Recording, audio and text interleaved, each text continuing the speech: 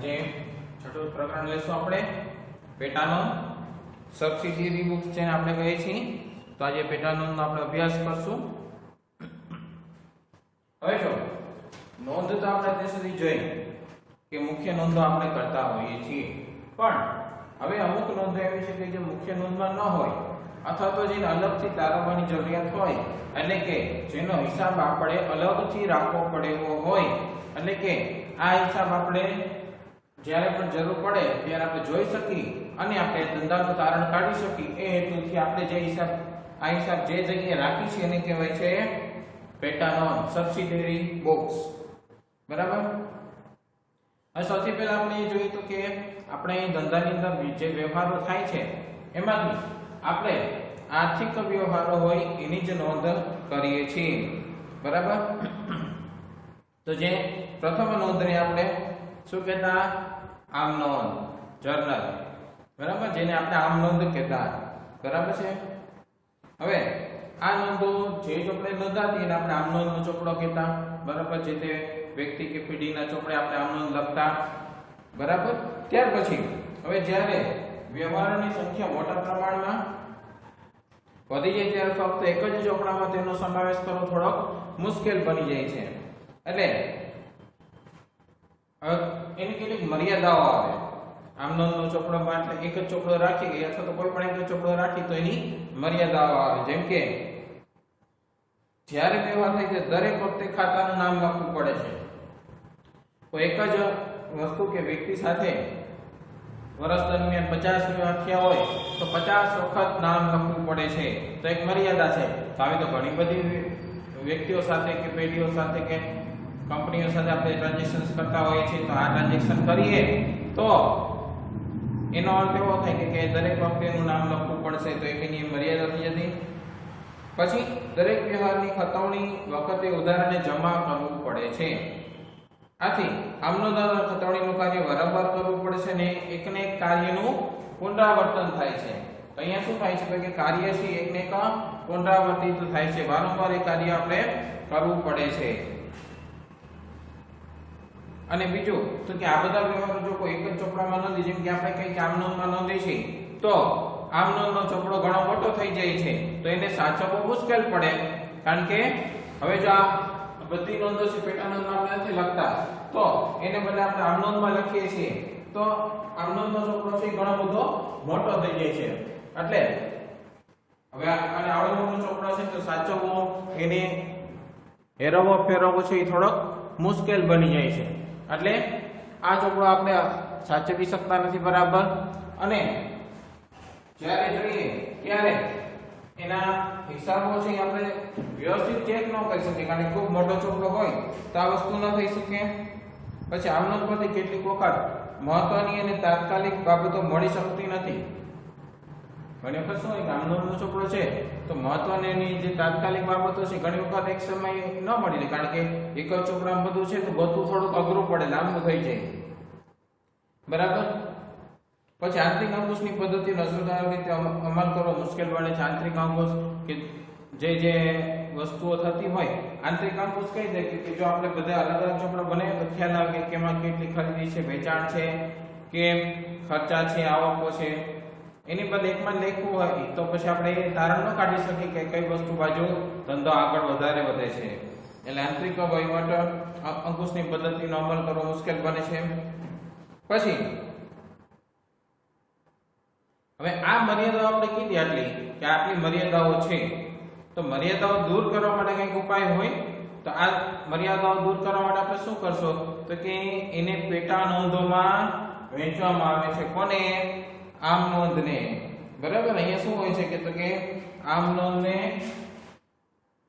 પેટા નોંધમાં વહેંચવામાં આવે છે. આમ નોંધને પેટા નોંધમાં વહેંચવામાં આવે છે જેથી કરીને એનું કાર્ય એટલું સરળ થઈ જાય, બોકનાની થઈ જાય. જ્યારે જે હિસાબો મળી જાય, વારંવાર દરેક વખતે ખાતાનું નામ ન લખવું પડે, દરેક વખતે ઉધાર જમા ન લખવું પડે. એટલે આ બધી મુશ્કેલીઓ છે પેટા નોંધથી દૂર થઈ જાય છે. એટલે જો કે કોમ્પ્યુટરનો ઉપયોગના કારણે આપણે મર્યાદાઓ હવે નહીવત છે કારણ કે કોમ્પ્યુટરનો ઉપયોગ કરી છે એટલે કે આ બધી મર્યાદાઓ છે ખૂબ ઓછી થઈ ગઈ છે. એક જ જગ્યાએ આપણે હિસાબો હોય અને એના અલગ અલગ ચોપડાઓ છે કમ્પ્યુટરની અંદર જ તૈયાર થાય છે, તો આ મર્યાદાઓ સામાન્ય રીતે હવે આપણે ઓછી થઈ ગઈ છે. તો જે વ્યવહાર પ્રમાણ વધારે છે અને વારંવાર થાય છે તે દરેક વ્યવહારો માટે અલગ આમ નોંધ એટલે કે અલગ ચોપડો રાખવામાં આવે છે. એટલે કે એવા વ્યવહારો કે જે વારંવાર થાય છે અને જેની નોંધ છે એ વારંવાર કરવી પડશે, તેના માટે આપણે અલગ ચોપડો રાખીએ છીએ કે જેથી કરીને જ્યારે જોઈએ ત્યારે આપણને એનો હિસાબ છે એ જે તે જગ્યાએથી મળી રહે છે. જેમ કે ઉધાર ખરીદી માટે, ઉધાર વેચાણ માટે, ખરીદ પરત માટે, વેચાણ પરત માટે વગેરેના વ્યવહારો માટે, પછી રોકડના વ્યવહારો માટે, ઉધારના વ્યવહારો માટે અને જ્યાં નિશ્ચિત વ્યવહારો નિશ્ચિત ચોપડામાં નોંધવામાં આવે છે તો એને આપણે કહીએ છીએ પેટા નોંધ. તો આમ નોંધના અલગ ચોપડાને પેટા નોંધ કે પેટા વિભાગો તરીકે પણ ઓળખી શકાય છે. આને પેટા નોંધ અથવા તો પેટા વિભાગો તરીકે પણ ઓળખી શકાય છે. બરાબર? એટલે અને આપણે આમ નોંધ અથવા તો પેટા નોંધ કહીએ છીએ. ત્યાર પછી પેટા નોંધ. હવે જો પેટા નોંધનો અર્થ હવે આપણે એનો અર્થ જોઈએ કે પેટા નોંધ એટલે થાય શું. વિગતમાં આપણે અત્યાર સુધી એની માહિતી જોઈ, કારણ કે અભ્યાસક્રમમાં આ મુદ્દાઓ છે બધા. બરાબર? જે મુદ્દાઓ હાલ પૂરતા જે આ વર્ષની અંદર અભ્યાસક્રમમાંથી બાદ કર્યા છે એ અભ્યાસક્રમમાંથી બાદ કર્યા છે, એટલે કે પરીક્ષામાં નહીં પૂછાય. બરાબર? પણ સમજવાના તો છે જ. બરાબર? એટલે પરીક્ષાની દ્રષ્ટિએ નહીં પણ આપણે હિસાબની દ્રષ્ટિએ સમજવા જરૂરી છે. એક જ પ્રકારના વારંવાર થતા વ્યવહારો નોંધવા માટે આમ નોંધના ચોપડાની વર્ગીકૃત નોંધ એટલે કે પેટા નોંધ. એક જ પ્રકારના થતા વ્યવહારો નોંધવા માટે આપણે એવું કહી શકીએ કે એક જ પ્રકારના વારંવાર થતા વ્યવહારો વારંવાર થતા વ્યવહારો એક જ પ્રકારના વારંવાર થતા વ્યવહારો માટે આમ નોંધ ના ચોપડાની વ્યવહારો માટે આમ નોંધના ચોપડાની વર્ગીકૃત એટલે કે અલગ અલગ વર્ણન કરેલી વર્ગો પાડેલી વર્ગીકૃત નોંધ એટલે પેટા નોંધ. બરાબર? જેના મુખ્ય ચોપડામાંથી અલગ કરી એટલે પેટા ચોપડામાં લખી એ પેટા નોંધ. સાઈની સિમ્પલ વ્યાખ્યા થાય કે મુખ્ય ચોપડો આમ નોંધ છે એમાંથી અલગ કરીને લખીએ એટલે પેટા નોંધ કે પેટા વિભાગ તરીકે ઓળખીએ છીએ. પછી પેટા નોંધના પ્રકાર. બરાબર? પેટા નોંધના કેટલા પ્રકાર હોય છે કે કયા પ્રકારે પેટા નોંધ છે એ રાખવામાં આવે છે. તો પેટા નોંધના પ્રકાર કયા પ્રકારની પેટા નોંધ રાખવામાં આવે છે. સૌથી પહેલી રોકડ મેળ એટલે કે રોકડ આમ નોંધ. બરાબર? રોકડ મેળ કે જેમાં રોકડ આમ નોંધ રોકડના થતા વ્યવહારો નોંધવામાં આવે છે. જેમાં જેના પેટા પ્રકાર હોય તો સાદો રોકડ મેળ હોય, ખાનાવાળો રોકડ મેળ હોય, રોકડ અને બેંક અને વટાવ ખાનાવાળો રોકડ મેળ હોય. તો એ રોકડ મેળનો પ્રકાર છે કે જેમાં માત્ર ને માત્ર રોકડેથી થતા વ્યવહારો નોંધવામાં આવે છે. બીજો માલ અંગેની પેટા નોંધ. માલ અંગેની પેટા નોંધ. બરાબર. તો અહીંયા શું થાય છે કે માલ અંગેની પેટા નોંધ એટલે કે માલના થતા વ્યવહારો એટલે કે ખરીદ નોંધ, વેચાણ નોંધ, ખરીદ પરત, વેચાણ પરત વગેરે નોંધવા માટે આપણે માલ અંગેની પેટા નોંધનો ઉપયોગ કરીએ છીએ. બરાબર. અહીંયા શું આમાં ફેર શું પડે છે તો કે અહીંયા આપણે કીધું કે રોકડેથી જે વ્યવહારો થાય છે એની નોંધ થાય છે, જ્યારે માલ અંગેની પેટા નોંધમાં ઉધાર વ્યવહારની નોંધ થાય છે. એટલે કે માલની ઉધાર ખરીદી, માલનું ઉધાર વેચાણ, માલની ખરીદ પરત અને ઉધાર માલ ખરીદ પરત, ઉધાર માલ વેચાણ પરતનો સમાવેશ અહીંયા થાય છે. પછી ત્રીજું છે હુંડી અંગેની પેટા નોંધ. હુંડી અંગેની પેટા નોંધ. હુંડીના વ્યવહારો આગળ જતા આપણે આખું પ્રકરણ જ આવશે એટલે વધારે ડિટેલમાં સમજશું. પણ અત્યારે માત્ર માહિતી કે લેણી હુંડી અને દેવી હુંડી હોય. લેણી હુંડી જ્યાંથી આપણે પૈસા લેવાના છે, દેવી હુંડી જ્યાં આપણે પૈસા ચૂકવવાના છે એ, એટલે કે જેને આપણે લખેલી હુંડી અને સ્વીકારેલી હુંડી કહીએ છીએ. આગળ એની જ્યારે મુદ્દા આવશે ત્યારે ચર્ચા કરશું. અને છે ત્યાર પછી ખાસ આમ નોંધ. આ પણ એક પેટા નોંધ છે. ખાસ આમ નોંધ વિશિષ્ટ પ્રકારની આમ નોંધ, જેના માટે એક આખું ચેપ્ટર તમને આપવામાં આવ્યું છે એટલે ત્યારે એની વધારે વિગતો જોશું. જે નો વ્યવહાર છે આ ત્રણેયમાંથી એકમાં નો આવતા હોય એ આવે છે ખાસ આમ નોંધમાં, કે જે વ્યવહાર ઉધારનોય નથી, રોકડનોય નથી, હુંડી અંગેનોય નથી, એ આવશે ખાસ આમ નોંધમાં. બરાબર. તો હવે એની વિગતવાર ચર્ચા આવશે આગળ એટલે ત્યારે બધું ડિટેલમાં આપણે જોશું. પછી પેટા નોંધના ફાયદા લેવાના છે. બરાબર. એટલે કે આ ચાર છે એ શું થઈ ગયું? પેટા નોંધના પ્રકાર. બરાબર. તો એ પેટા નોંધના પ્રકાર થઈ ગયા. પછી જો પેટા નોંધના પ્રકાર યાદ રાખી લેવાના. સૌથી પહેલા તો ચાર પ્રકાર છે: રોકડ મેળ, માલ અંગેની પેટા નોંધ, હુંડી અંગેની પેટા નોંધ અને ખાસ આમ નોંધ. એટલે આ પ્રકાર છે કે જે પેટા નોંધ અંગેના છે. તો હવે પેટા નોંધના પ્રકાર જોઈએ પછી પેટા નોંધના ફાયદા જોઈએ કે ભાઈ આ પેટા નોંધ આપણે કરી તો એના ફાયદા શું થાય.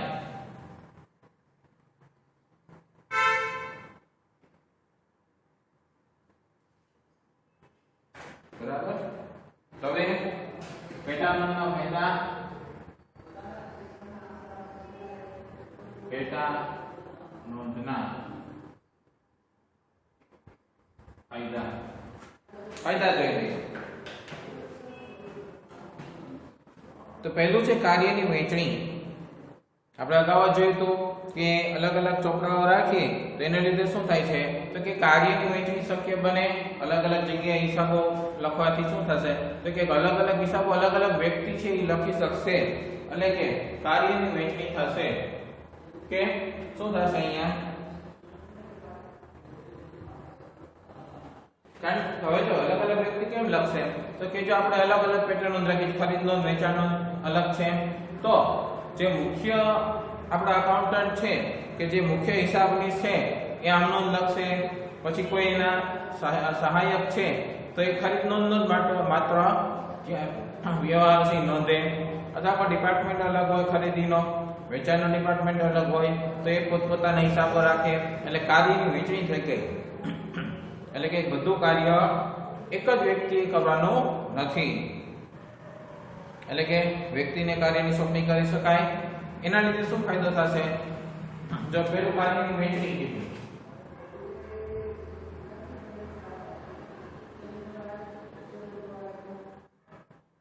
પછી આને લીધે શું ફાયદો થશે તો કે શ્રમ વિભાજન થશે. એટલે કે શ્રમ વિભાજન એટલે બધું કાર્ય એક જ વ્યક્તિ નથી કરવાનું, એનું અલગ અલગ ડિપાર્ટમેન્ટ છે, પેટા નોંધ છે, એની અંદર વર્ગીકરણ કરવાનું છે, જેથી કરીને શ્રમનું વિભાજન થશે. એક જ વ્યક્તિએ શ્રમ નથી કરવાનું, અલગ અલગ વ્યક્તિઓ શ્રમ કરશે એટલે કે મહેનત કરશે, કામ કરશે એટલે શ્રમનું વિભાજન થશે. હવે એકાઉન્ટ વિભાગમાં જે વ્યક્તિ પાસે કાર્યની વિશિષ્ટ આગવી કુશળતા હોય તે પ્રકારના કાર્યની સોંપણી કરી શકાય છે.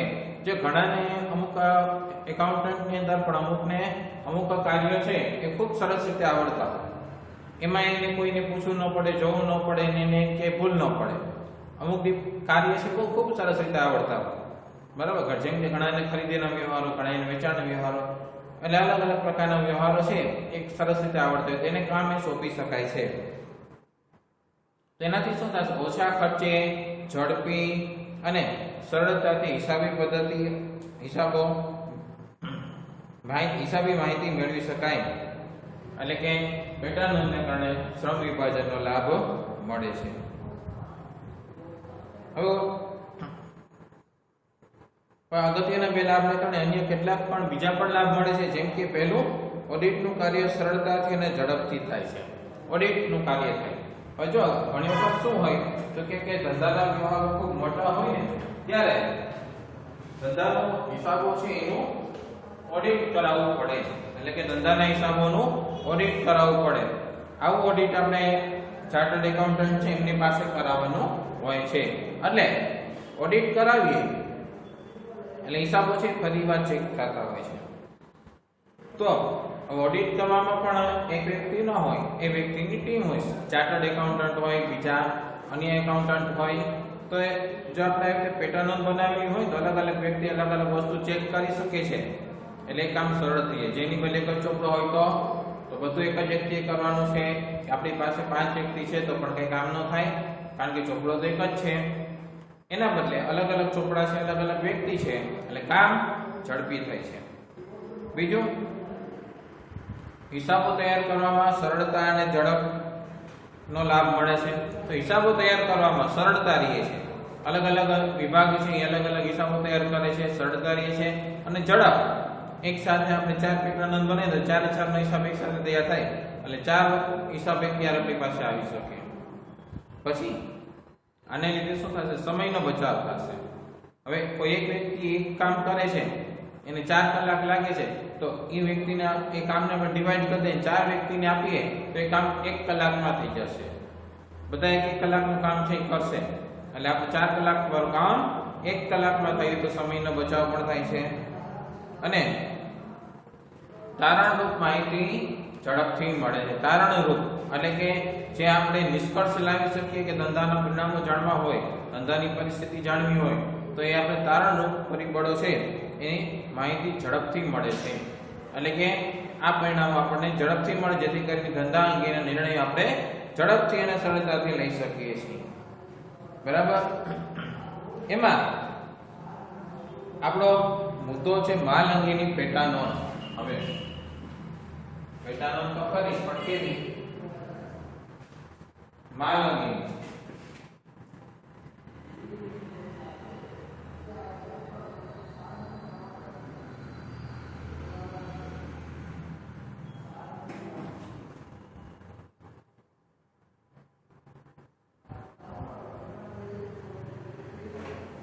માલ અંગેની પેટા નોંધ, આના વિશે આપણે હમણાં વાત કરીએ કે ધંધા કે કઈ કઈ પેટા નોંધ રાખવામાં છે. ખરીદ નોંધ, વેચાણ નોંધ, ખરીદ પર, વેચાણ પરત નોંધ. હવે સૌથી પહેલા ધંધાકીય કામ, જે વસ્તુનો ધંધો કરતા હોય તે વસ્તુને ધંધા માટે માલ કહેવાય. બરાબર. એટલે કે જે વસ્તુનો ધંધો કરી છે એ માલ કહેવાય, જે તે ધંધા માટે. જેમ કે કોઈ ફર્નિચરના વેપારી છે તો ફર્નિચર એના માટે માલ છે. બરાબર. કોઈ કાપડના વેપારી છે તો કાપડ એના માટે માલ છે. એટલે જે વ્યક્તિ જે વસ્તુનો વેપાર કરતો હોય ને એ વસ્તુ એના માટે માલ છે. પછી અન્ય માટે કંઈ પણ હોઈ શકે. જેમ કે ફર્નિચર છે, ફર્નિચરના વેપારી માટે તો માલ છે, પણ આપણે ત્યાં જે એને ફર્નિચર ખરીદી કરીએ તો આપણા માટે મિલકત છે, આપણા માટે માલ નથી. કારણ કે આપણે વેચવા માટે નહીં, એનો ઉપયોગ કરવા માટે આપણે ગ્રાહક તરીકે લીધું છે. એટલે એવા સમયે ફર્નિચર છે આપણી મિલકત છે, જ્યારે વેપારી માટે માલ છે, એટલે એ એમના માટે માલ છે, ખાસ ધ્યાન રાખવાનું.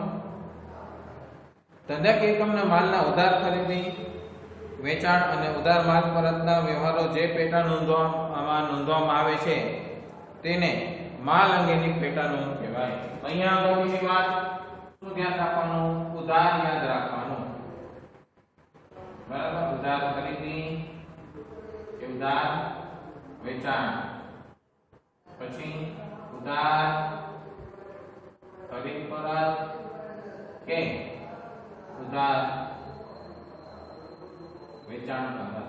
આટલી બાબતો ધ્યાનમાં રાખવાની છે કે ઉધાર ખરીદી, ઉધાર વેચાણ, ઉધાર ખરીદ પરત, ઉધાર વેચાણ પરત, તો તેને માલ અંગેની પેટા નોંધ કહેવાય. આથી માલ અંગેની 4 પ્રકારની પેટા નોંધ આપણે કીધી. ખરીદ નોંધ, જેમાં ઉધાર ખરીદી, વેચાણ નોંધ, ઉધાર વેચાણ આવશે. બરાબર. હવે જો આને જુઓ તો શું કહેવાય? તો કે આ ખરીદ નોંધ કહેવાય. પછી વેચાણ છે શેમાં નોંધવામાં આવશે? વેચાણ નોંધમાં. પછી ઉધાર ખરીદ પરત શેમાં નોંધશો? ખરીદ પરત નોંધ. અને ઉધાર વેચાણ પરત છે એની નોંધ શેમાં કરશો? તો વેચાણ પરત નોંધ. તો આ બધી પેટા નોંધ થઈ ગઈ.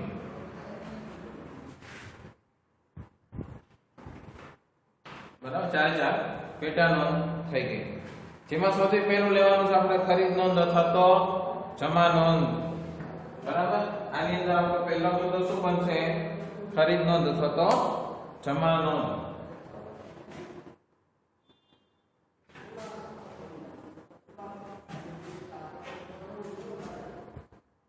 પહેલું ખરીદ નોંધ, અથવા એવું કહી શકીએ આને ખરીદ નોંધ ને બીજા નામથી ઓળખાય તો કે જમા નોંધ.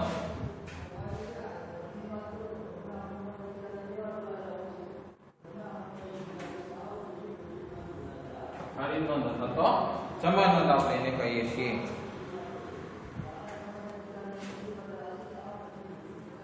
તો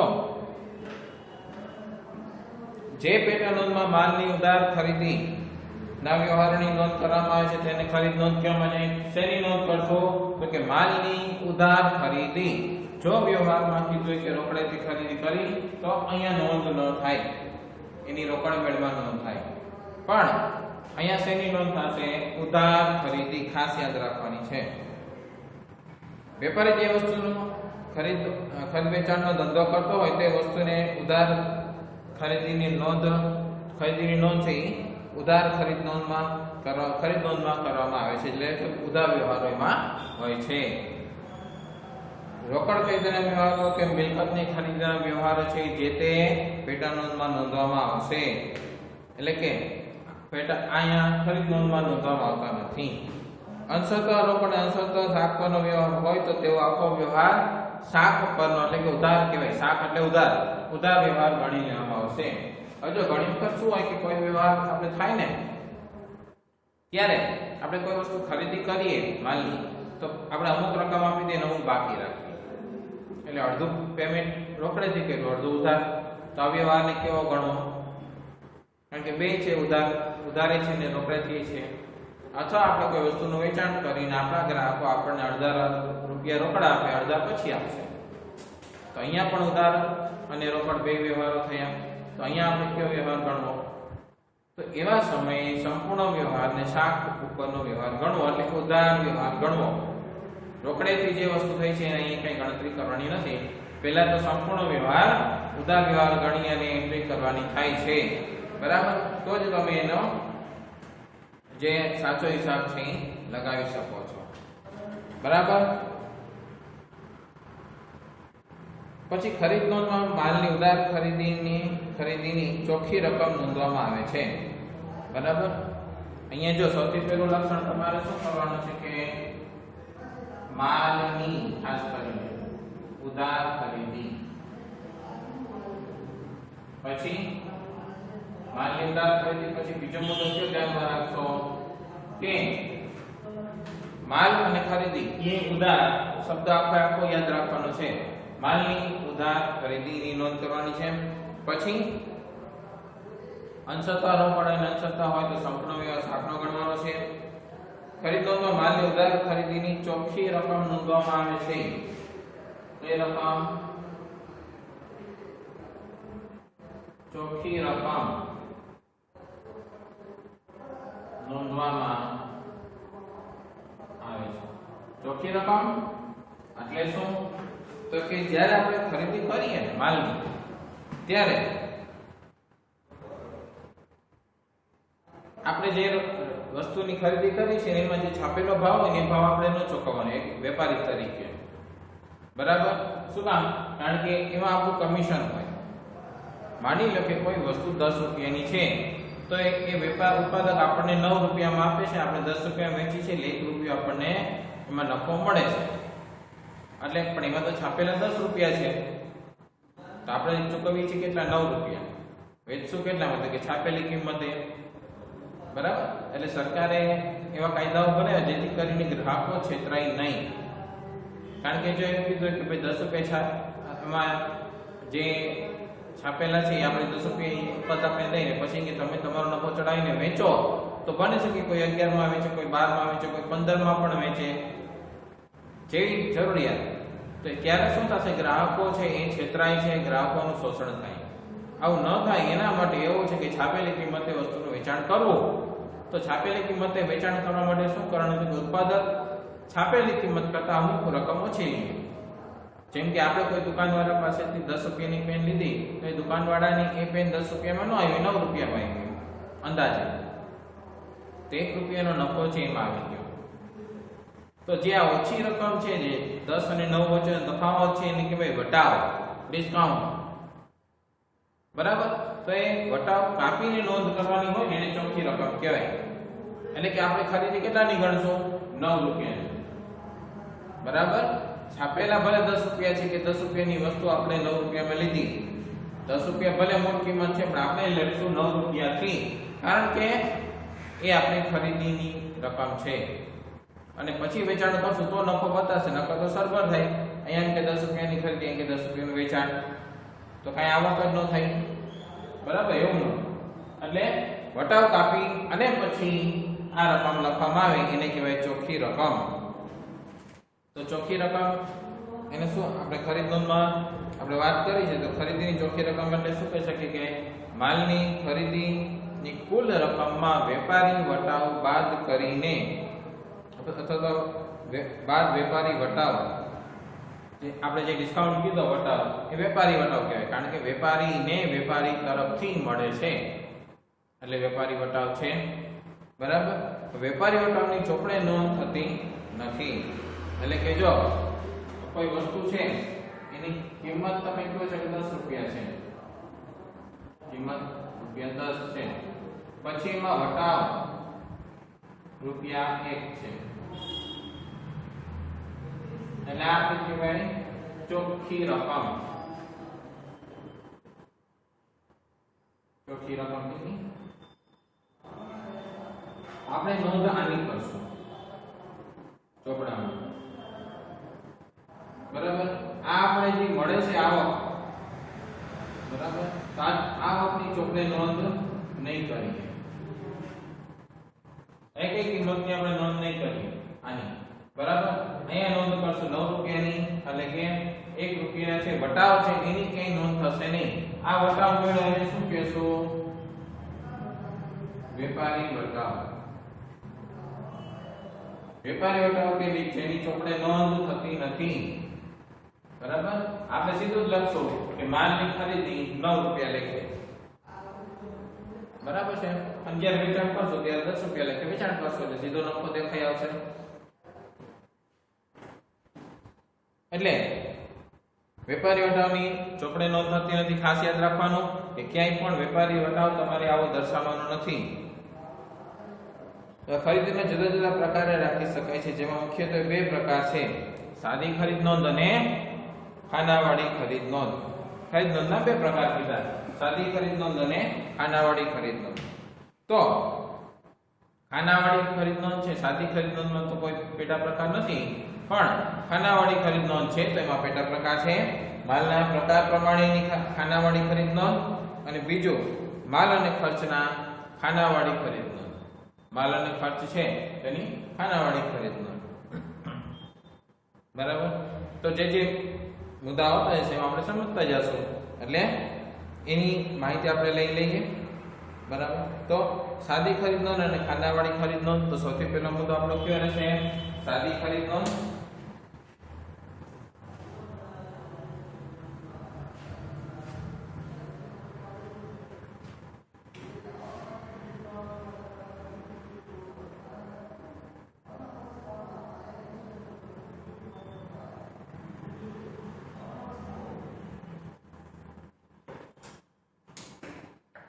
સાદી ખરીદ નોંધ. બરાબર. તો અહીંયા શું હશે તો કે જ્યારે વેપારી એક જ પ્રકારના માલની ખરીદી કરતો હોય ત્યારે સામાન્ય રીતે સાદી ખરીદ નોંધમાં નોંધવામાં આવે છે.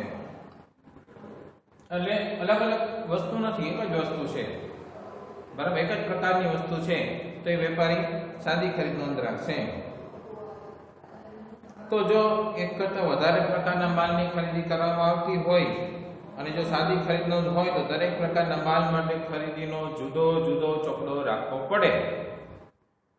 બરાબર. તો હવે જો અહીંયા શું કહે છે તો કે તમે ખરીદ નોંધ છે એ અલગ અલગ ખાના માટે, અલગ અલગ વ્યવહાર માટે અલગ અલગ ખરીદ નોંધ રાખો ને તો પછી એનો ચોપડો પણ અલગ રાખવો પડે. કારણ કે અલગ અલગ વસ્તુ છે તો અલગ અલગ ચોપડોય બનશે. જ્યારે સાદી ખરીદ નોંધમાં શું બનશે તો કે જે વ્યવહાર છે એમાં સામાન્ય રીતે કોઈ એક જ વસ્તુની ખરીદી સામાન્ય રીતે વારંવાર થતી હોય તો એના માટે સાદી ખરીદ નોંધ લેવામાં આવે છે. એટલે કે સાદી ખરીદ નોંધ છે એમાં નોંધવામાં આવે છે, એટલે એને સાદી ખરીદ નોંધ કહેવામાં આવે છે. બરાબર. પછી હવે આ સાદી ખરીદ નોંધ છે તો અને જો એક કરતા વધારે પ્રકારના માલની ખરીદીની આપણે સાદી ખરીદ નોંધ રાખીએ તો અલગ અલગ સાદી ખરીદ નોંધ બનાવવી પડે છે. હવે સાદી ખરીદ નોંધ હોય કેવી? બરાબર. એમાં કયા કયા ખાનાઓ હોય અને કઈ કઈ વિગતોનો સમાવેશ કરવામાં આવે છે? તો સાદી ખરીદ નોંધ છે ને 5 ખાનામાં બનાવવામાં આવશે. બરાબર. તારીખ સૌથી પહેલા આવશે, પછી વેપારીનું નામ, ત્રીજું ખાનું આવક ભરતિયા નંબર, એટલે કે આ જે બિલ આવે છે એનો નંબર, ભરતિયો એટલે કે બિલ, જે બિલ આવે છે એના નંબર, ત્રીજું ખાનું. ચોથું ખાનું ખાપા નંબર, એટલે કે ખાતા વહી પાના નંબર. ખાતા વહી શું છે તમને આગળના પ્રકરણમાં ખબર પડશે. ખાતા વહી અને ખતવણી વાળામાં લેજર એન્ડ લેજર પોસ્ટિંગ એમાં. હવે અહીંયા શું છે ખાતા વહી પાના નંબર, એટલે કે આ નોંધ છે એની બીજી અસર, કારણ કે આપણે દ્વિનોંધી નામા પદ્ધતિની હિસાબી પદ્ધતિએ નોંધ રાખી છે તો આની બે અસરો થશે. તો બીજી અસરો કઈ તો એના માટે આપણે જે બીજી અસર આવે છે એના માટે આપણે કઈ જગ્યાએની અસર આપી છે એનો નંબર લખવાનો છે.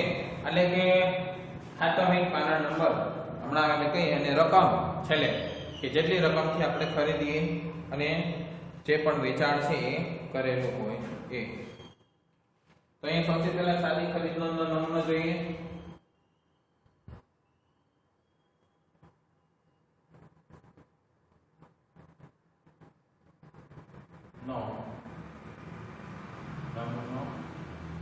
તો સાદી ખરીદ નોંધ હોય કેવી એ જોઈએ. હવે આપણે જેમ કે કહે છે શ્રી લખશું, આપણે શ્રી શબ્દનો ઉપયોગ કરીશું. જે હોય એની ખરીદ નોંધ, જે તે વ્યક્તિ અથવા પેઢી હોય તો એની ખરીદ નોંધ આપણે કહીએ છીએ. ની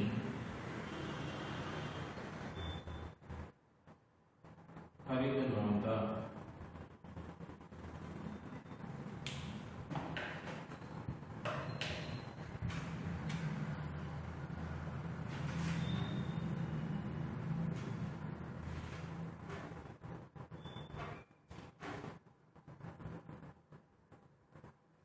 તો સૌથી પહેલા આપણે કીધું તારીખનું ખાનું, પછી